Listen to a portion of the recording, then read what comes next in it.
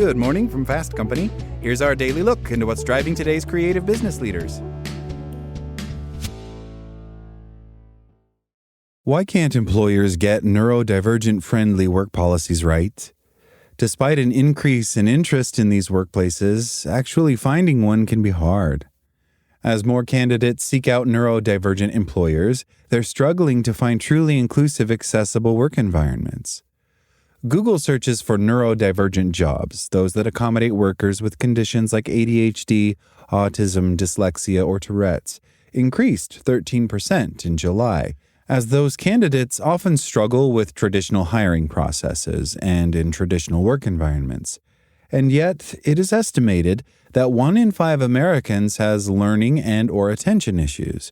A 2023 survey found that 53% of Gen Z identified as neurodivergent. According to a survey of 900 neurodivergent American employees by career platform Zeti, 93% say traditional hiring practices work against them. Plus, nearly half admit to masking their symptoms in the workplace.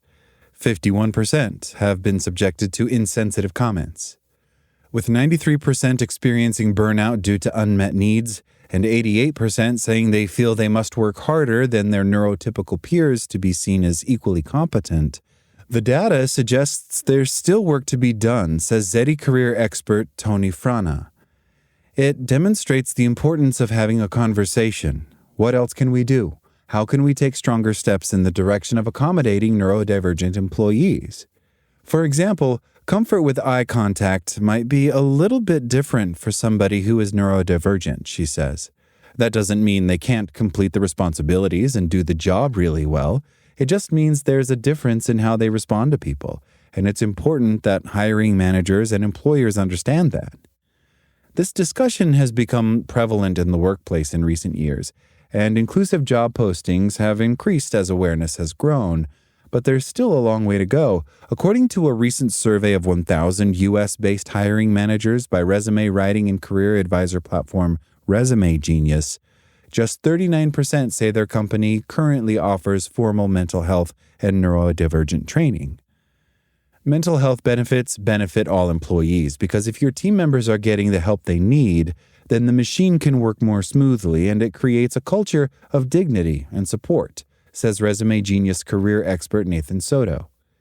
It's getting better, but it's not sufficient. The disclosure conundrum. According to the Zeti survey, 66% of respondents disclosed their neurodivergence during the hiring process, and 61% share it with their managers and coworkers once on the job. But the decision to disclose is rarely straightforward. The Resume Genius survey revealed that 86% of hiring managers self-report that such disclosures either would not affect or would even positively affect the candidate's chances. In fact, just 8% said it would raise performance concerns. However, only about 22% say it's common for candidates to bring up mental health benefits in job interviews, like access to counseling, mental health days, and flexible work arrangements. Candidate comfort also seems tied to the hiring manager's age. We found 37% of Gen Z hiring managers said it is common for people to ask about this, but 47% of baby boomers and almost the same proportion of Gen X hiring managers said that they've never had any candidates ask about mental health benefits in job interviews, Soto says. It's absolutely a possibility that candidates are self-censoring based on the perceived age of the hiring manager. Soto adds that while most organizations will advertise an inclusive workplace, it can be difficult for candidates to establish which are taking the right steps and which are just checking the box. If you ask anybody in a management position or C-suite, do you offer mental health training or neurodivergent mental health benefits for your employees? The correct answer is obviously yes, he says. But what that looks like in practice could vary widely, or it could be non-existent. Creating a more welcoming workplace.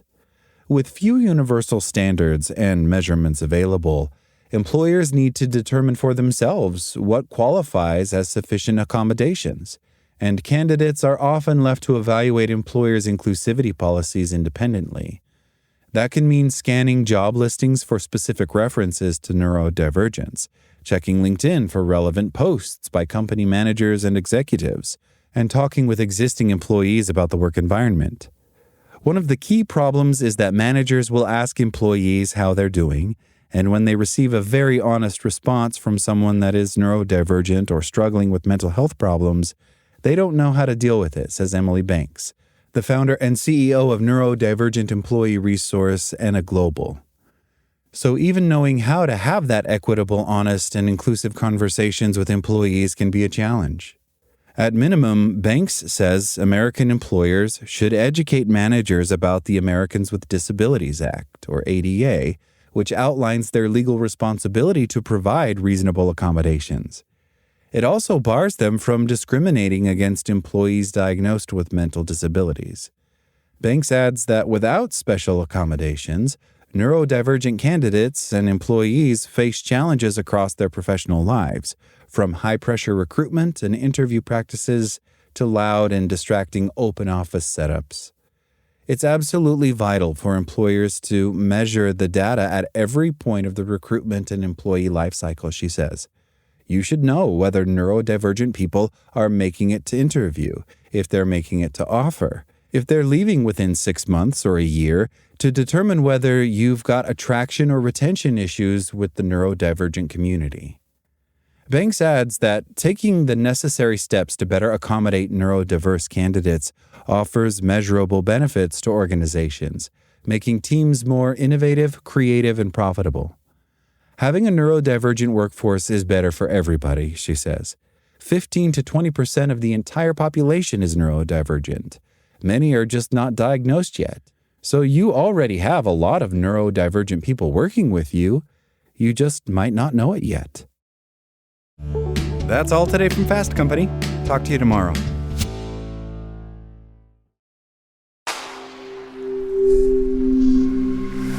Spoken Layer.